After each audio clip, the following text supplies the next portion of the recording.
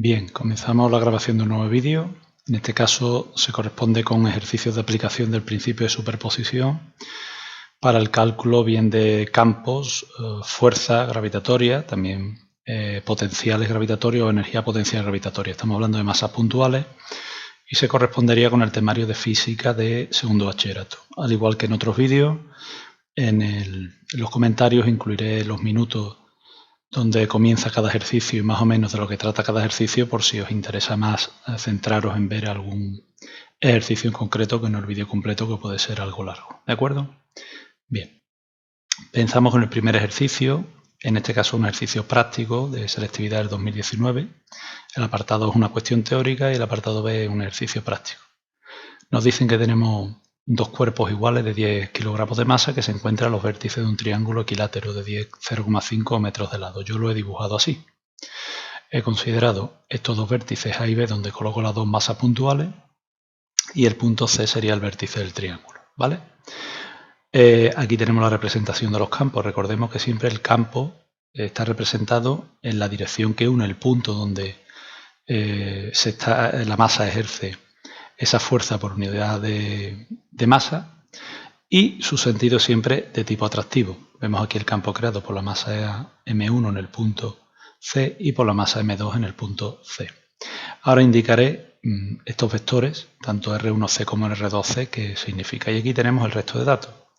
Punto A en el origen de coordenadas, el punto B es el 0,50 y el punto C, pues haciendo los cálculos pertinentes por trigonometría, pues el 0,25, 0,433. ¿De acuerdo? Bien. Para calcular el campo, que es lo que nos pide en el apartado I, el campo gravitatorio en este punto, tenemos que aplicar el principio de superposición. Recordemos que el efecto que se va a producir en este punto del espacio es debido a la suma de los efectos generados por cada una de las masas. En este caso tenemos dos masas puntuales.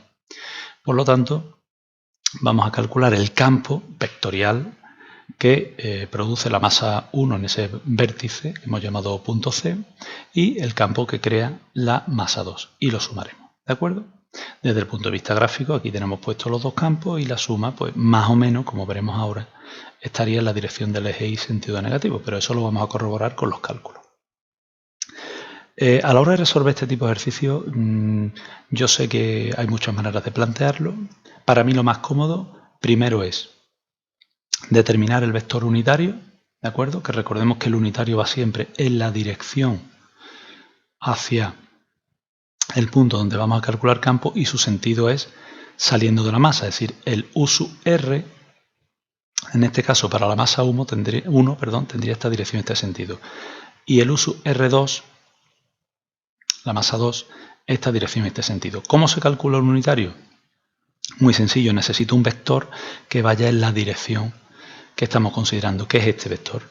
Para el caso del unitario, U sub R1 va a ser este vector, el que une el punto A con el punto C, y el U sub R2 es el que une la masa 2, o sea, el punto donde se encuentra la masa 2 con el punto C. Además, el módulo de ese vector nos va a permitir conocer el dato necesario para aplicar la expresión de cálculo del campo. Con lo cual, lo más sencillo, yo sé que se puede hacer por cosenos directores, por trigonometría, pero al final os acabáis liando. Lo más cómodo es coger un vector, estamos haciendo el caso de la masa 1, es el vector, punto final menos el inicial, aquí está representado en forma de punto y aquí con los unitarios correspondientes, el I y el J en este caso al estar en el plano.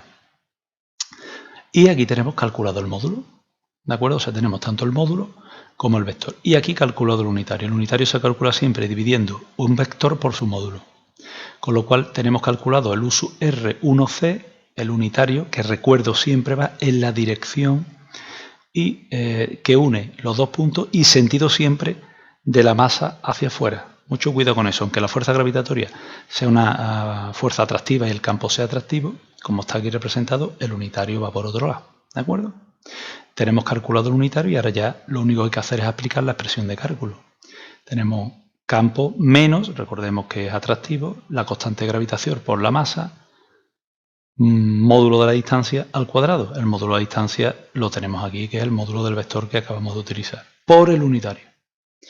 Se sustituyen los datos, he obviado sustituir los datos, pero luego los resultados han de concordar con lo que hemos representado gráficamente. Si observáis, G1C está representado, su componente X sería negativa y su componente Y también sería negativa. Concuerda con los resultados obtenidos. ¿De acuerdo?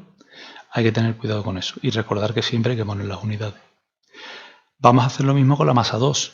Entonces, hacemos lo mismo, calculamos el unitario para la masa 2, cojo el punto C, le resto el punto B, aquí está hecho, tengo representado en forma de punto y aquí está representado vectorialmente. Y el módulo sigue siendo el mismo porque es un triángulo equilátero, o sea, estas distancias son 0,5 metros, como ya sabéis.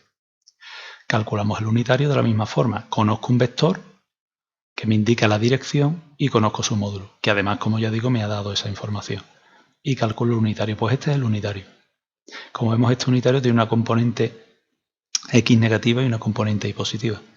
La cuestión es que cuando apliquemos la expresión de cálculo del campo gravitatorio y calculemos, corresponda los resultados, hombre, numéricamente evidentemente también, pero corresponda las coordenadas X, Y, es decir, el unitario IJ corresponda con la dirección y sentido que ha de corresponder.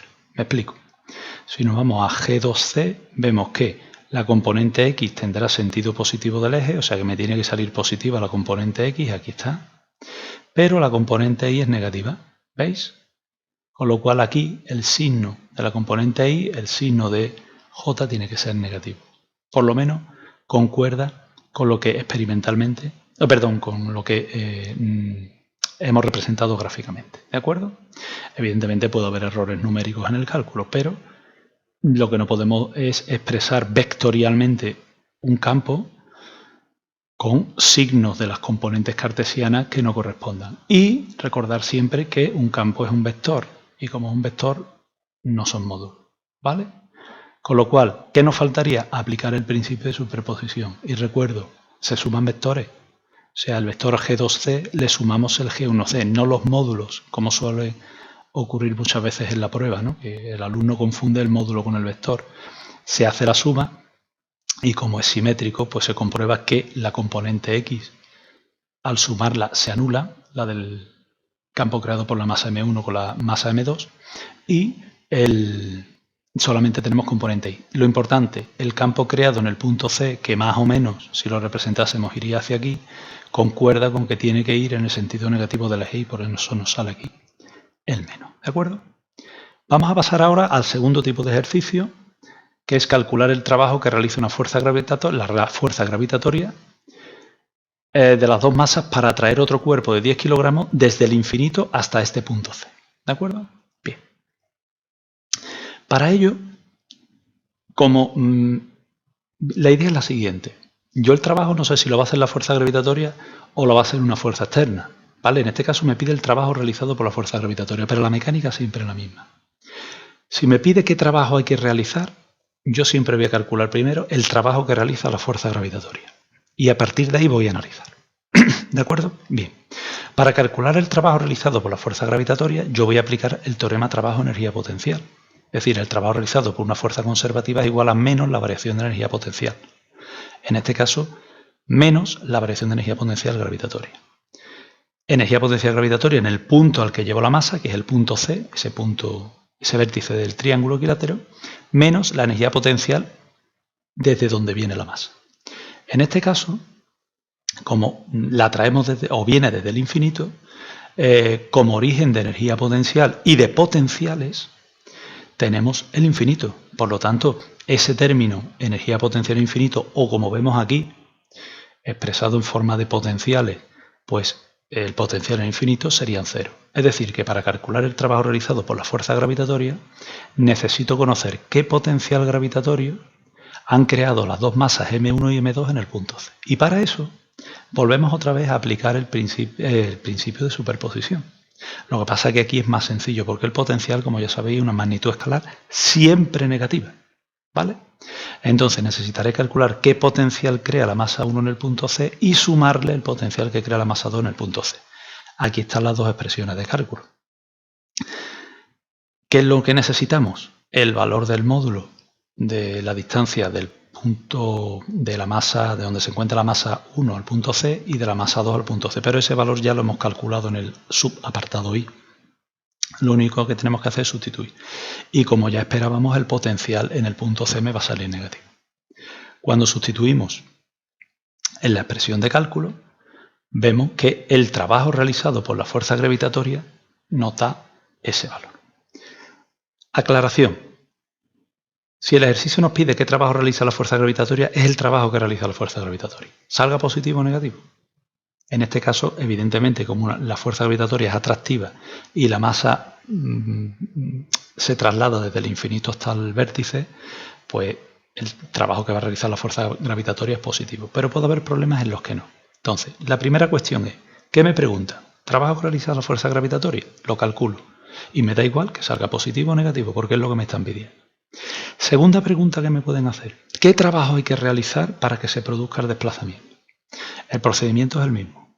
Yo voy a calcular el trabajo que realiza la fuerza gravitatoria y responderé. Si el trabajo sale positivo, diré, pues es la fuerza gravitatoria la que realiza ese trabajo, con lo cual habríamos finalizado el ejercicio, como en este caso. Ahora, si ese trabajo es negativo, yo lo que tendré que decir es que para que esa masa se traslade del punto que me dicen al punto final, tiene que haber una fuerza externa, que no va a ser evidentemente la fuerza gravitatoria, que tiene que realizar un trabajo en positivo mayor que el que realiza la fuerza gravitatoria. ¿De acuerdo? Sin más datos no puedo hacer nada más. Entonces, hay que tener mucho cuidado con el tipo de pregunta que nos hacen, porque es una pregunta tipo. Este ejercicio yo lo resuelto calculando el potencial en el punto C, ¿vale? Y ha utilizado esta expresión. Pero evidentemente podríamos haber utilizado la primera, o esta, es decir, haber calculado la energía potencial gravitatoria en el punto C, calculando las energías potenciales que adquiriría la masa 3, tanto en ese punto C, debido al efecto de la masa 1 y de la masa 2, que sería simplemente cambiar los términos y añadir aquí M3 y M3. Es decir, o calculo la energía potencial en el punto C por principio de superposición o el potencial. Por eso digo que los ejercicios, esto es a gusto del consumidor, lo que cada uno quiera hacer. ¿De acuerdo? Bien, con esto finalizamos este primer ejercicio, ¿vale? Bien, pasamos ahora a un segundo ejercicio en el que específicamente nos piden calcular, nos dan la representación esquemática, esta no la he hecho yo, es una representación esquemática que nos dan, tenemos tres masas, M1, M2 y la masa M3, nos dan los valores de la masa M1 y M2, están dispuestas en el eje Y, como se indicó en la figura, y nos pide, determinando justificadamente, qué trabajo hay que realizar para desplazar una pequeña masa M3 desde el punto A hasta el punto B, que es el origen de coordenadas, y comentar el signo del trabajo obtenido, ¿vale? Bien. En primer lugar, vamos a calcular el trabajo que realiza la fuerza gravitatoria. Si os fijáis, es igual que en el ejercicio anterior. Lo único que pasa es que nos dice trabajo necesario. Vuelvo a lo mismo. Primero calculamos el trabajo realizado por la fuerza gravitatoria y a partir de ahí discutimos. Para ello, tengo dos opciones. O calcular la energía potencial gravitatoria en el punto A que adquiere la masa 3 por el efecto de la masa 1 y la masa 2, es decir, aplicar el principio de superposición primero, y después calcular la energía potencial gravitatoria que adquiere la masa 3 en el punto B, ¿de acuerdo?, por el efecto de la masa 1 y de la masa 2. O bien calcular los potenciales. Nosotros vamos a partir de esta expresión y ya cada uno que haga lo que crea conveniente. Yo siempre lo suelo hacer a partir de los potenciales, pero lo puedo hacer a partir de la energía potencial. Por lo tanto, ¿qué hacemos? Aplicar el principio de superposición para el cálculo del potencial. Estos ejercicios son más sencillos porque como son magnitudes escalares son más fáciles de manejar. Como podéis ver, aquí tenemos representado el potencial en el punto A, ¿vale? Y para ello, el potencial que se crea en el punto A es debido a la acción de las dos masas, la masa 1 y la masa 2. Aquí tenemos las expresiones, las distancias me las está dando el dibujo, con lo cual es fácil. Lo único que ocurre es que la distancia al punto A sería la hipotenusa de este triángulo equilátero, que al ser 0,4 y 0,3 pues sale 0,5, ¿vale? Lo he puesto yo ya directamente. Y lo mismo ocurre con el punto B, ¿de acuerdo? 0,4 y 0,4. Aquí es inmediato, aquí están puestas. Se ponen los datos de las masas y se calculan los potenciales, tanto en el punto A como en el punto B. Recordar siempre que los potenciales en cada punto son siempre negativos, ¿de acuerdo? El potencial es siempre negativo. Ahora, la variación del potencial no tiene por qué ser negativa, pero los potenciales son siempre negativos. Esto es algo parecido a la energía cinética. La energía cinética es siempre positiva. Ahora, la variación de energía cinética puede ser positiva o negativa dependiendo de si el objeto está aumentando o disminuyendo su velocidad. Cuidado con eso. Entonces, hacemos los cálculos pertinentes. Como veis, es muy sencillo. Simplemente indicamos que aplicamos el principio de superposición y hacemos los cálculos. Y después aplicamos la expresión de cálculo del trabajo realizado por la fuerza gravitatoria. Como podemos ver aquí, trabajo menos, cuidado que no se olvide, M3. Hay alumnos que por quitar el menos cambian el punto final menos el inicial y lo liáis. No creo que cueste ningún trabajo dejar signo, pero bueno, tener cuidado y no equivocaros. El potencial en el punto B, aquí está, menos el potencial en el punto A. Como es menos menos, lo he puesto más. Cuando hago los cálculos me sale este valor. Y ahora la respuesta, ¿cuál es? Muy sencillo. Si el trabajo realizado por la fuerza gravitatoria es positivo, es la fuerza gravitatoria la que va a realizar el trabajo y ese es el resultado obtenido. Si el trabajo fuese negativo, tendríamos que decir que no es la fuerza gravitatoria la que realiza ese trabajo, ¿vale? Como está indicado hoy, y que tendría que ser una fuerza externa la responsable de ese desplazamiento desde el punto A al punto B.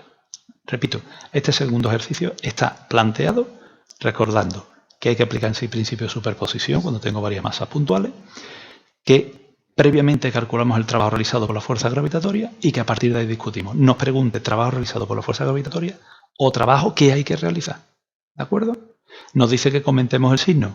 El comentario de signo es el que acabo de decir. Si el signo es positivo lo realiza la fuerza gravitatoria y si el signo es negativo tiene que ser una fuerza externa la que realiza ese trabajo y el trabajo va a ser mayor que el que realiza la fuerza gravitatoria, evidentemente en positivo, si no la partícula no se va a desplazar. ¿De acuerdo? Vamos a pasar ahora a un tercer ejercicio, como acabo de comentar, en el que nos piden otra vez calcular el campo creado por dos masas, M1 y M2, en este caso en el origen de coordenada, le llamamos punto A, ¿vale? Siendo el punto B y C los puntos donde están situados las masas M1 y M2, con 3 kilogramos y 5 kilogramos. Siempre lo primero, la representación esquemática. Fijaros en una cosa. Si os fijáis, el ejercicio en este apartado, calcular el campo gravitatorio total, iría más o menos en esta dirección y este sentido, ¿vale? Y su cálculo se haría igual que hemos hecho en el ejercicio 1. Pero he puesto este ejercicio para darnos cuenta que en este caso el cálculo del unitario no va a ser necesario.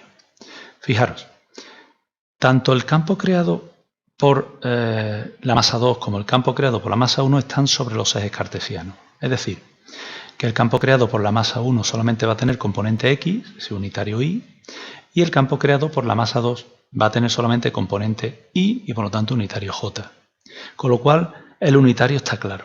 Lo que hay que tener cuidado es con el signo. El módulo es la distancia entre los puntos. Cuidado. ¿Dónde está la masa M1? Aquí. ¿Cómo se calcula el unitario? El unitario sale de la masa y va en la dirección y sentido al punto. Es decir, el unitario va hacia allá. Nosotros sabemos que el unitario Y tiene esta dirección y este sentido. Por lo tanto, mi unitario tiene sentido contrario. Por eso lo he puesto negativo. Y aquí pasa exactamente igual. Yo sé que está sobre el eje Y. Tengo unitario J. Vale, pero tengo que tener cuidado con el signo, porque si me voy rápidamente digo, ah, vale, J, ya he terminado. Cuidado. El unitario que vamos a utilizar para el cálculo del campo sale de la masa 2 y está en la dirección que une con el origen del sistema de referencia, pero en sentido hacia el punto donde se crea el campo. Por lo tanto, el unitario que yo quiero tiene esta dirección y este sentido, que es sentido contrario al unitario J. Por eso lo he puesto aquí con signo negativo.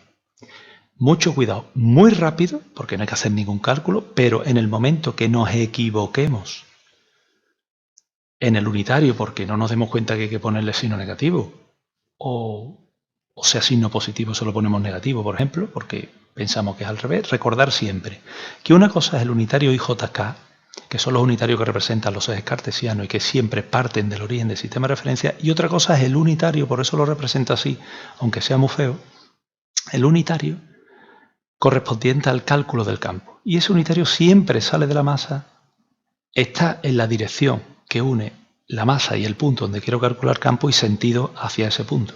Por lo tanto, como en estos dos casos los unitarios I y J van en sentido contrario al del eje cartesiano, por eso lo he puesto negativo.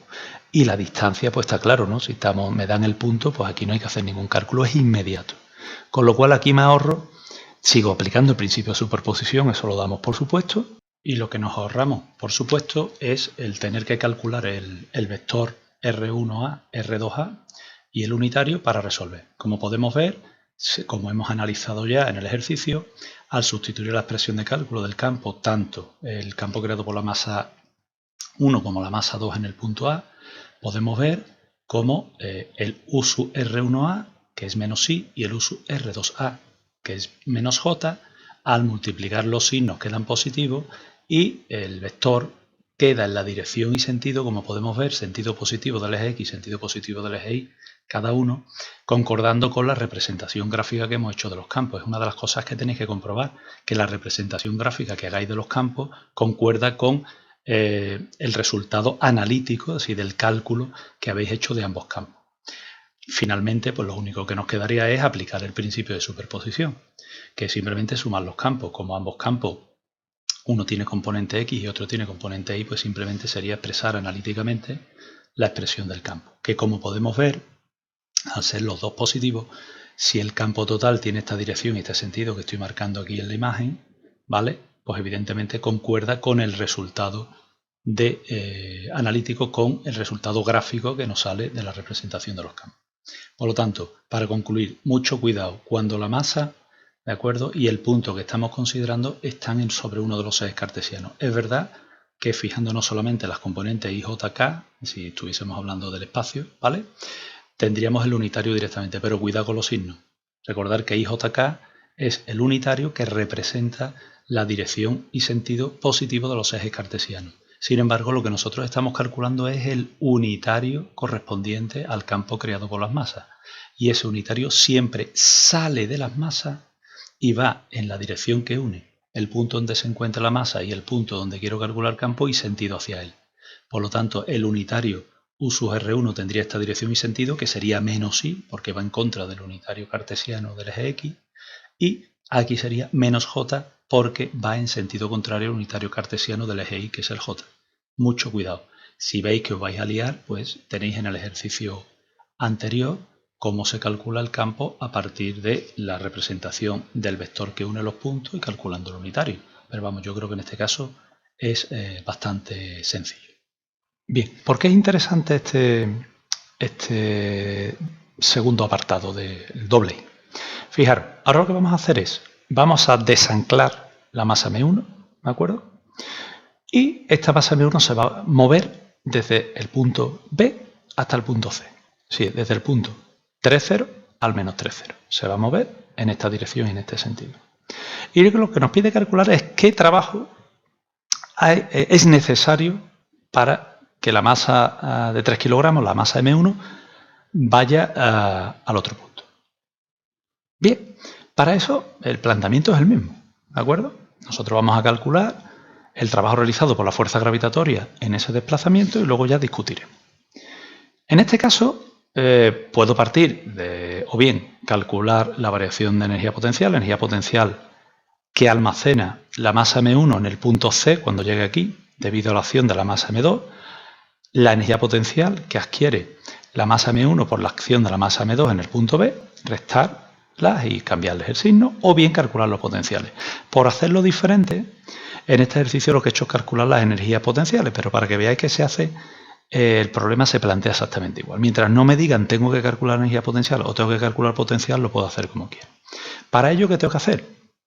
Pues voy a calcular la energía potencial que adquiere en el punto B la masa 1. Para ello, eso se debe a la acción de la masa 2. Aquí está calculado. ¿De acuerdo? Aquí está calculado M1 por M2 y aquí tenemos la energía. Hacemos lo mismo para el punto C. ¿Qué ocurre entre el punto B y el punto C? Que si os fijáis, la distancia, que la calculamos por trigonometría, evidentemente, esta distancia es 1 metro, esta distancia es 3 metros, pues la hipotenusa sería la distancia que hay entre el punto donde se encuentra la masa 2 y donde se encuentra inicialmente la masa 1 y luego cuando se desplaza hasta el punto C. Pues ¿qué ocurre? Que los valores de energía potencial son iguales. Entonces, cuando yo calculo el trabajo realizado por la fuerza gravitatoria, me sale que es nulo. ¿De acuerdo?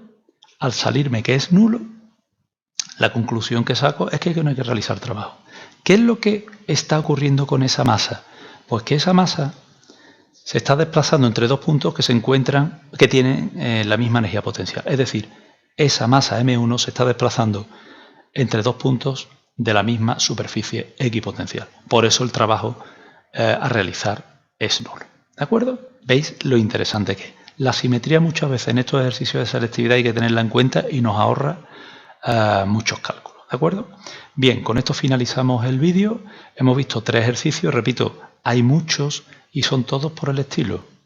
O bien calcular la fuerza gravitatoria total que sufre una masa, que la puedo hacer aplicando la expresión de la fuerza, siguiendo la misma mecánica que he seguido con el campo gravitatorio, lo hago con la fuerza, o calculo el campo total y multiplico por la masa, ¿vale? O calcular campos en determinados puntos, hemos visto la mecánica, hemos visto un ejercicio también en el que si están sobre los ejes cartesianos las masas, cómo identificar el unitario rápidamente, ¿vale? Y hemos visto en los ejercicios el tema del cálculo del trabajo. Recordar que me pide el trabajo realizado por la fuerza gravitatoria, teorema trabajo-energía potencial, calculo o bien las energías potenciales o bien los potenciales por el principio de superposición en los puntos que correspondan y calculo el trabajo. Y si me pide el trabajo de la fuerza gravitatoria, sea positivo o negativo, me da igual lo que salga. Si me pide el trabajo que hay que realizar, puede ocurrir dos cosas. Que el trabajo realizado por la fuerza gravitatoria sea positivo, por lo tanto es la fuerza gravitatoria la que va a realizar ese trabajo, o que salga negativo. Si sale negativo, tendremos que especificar que habrá una fuerza externa o un conjunto de fuerzas externas que realicen un trabajo tal que sea mayor en positivo que el trabajo realizado por la fuerza gravitatoria. Y con eso terminaríamos de responder al ejercicio. ¿De acuerdo? Pues muy bien, con esto finalizamos el vídeo.